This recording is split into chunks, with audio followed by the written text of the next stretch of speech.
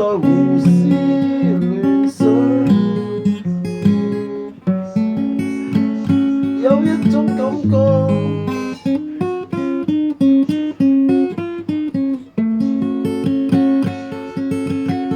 忐忑不安。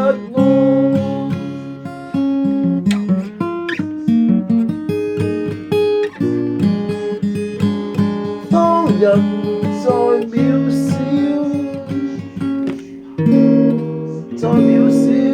躋身在城市，太過容易，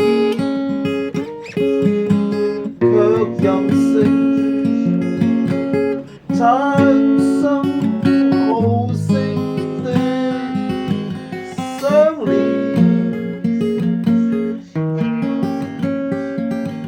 沉默寡言，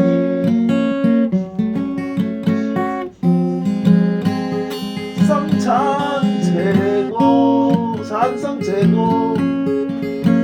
的念頭，像一隻小動物，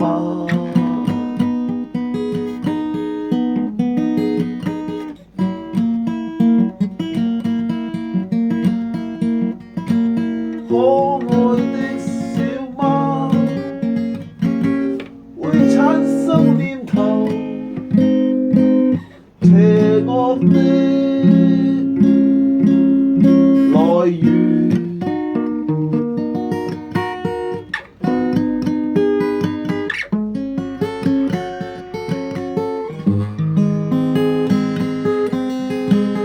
總是沉默的小花貓，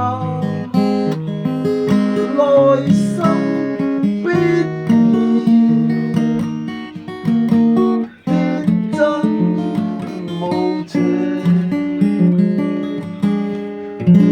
這邪惡的思想，太過艱難，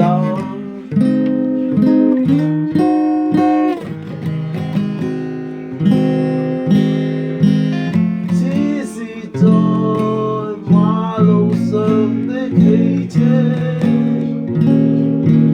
看似瀟灑，但其實在抑壓。沉默的人必然好色，內心在壓抑。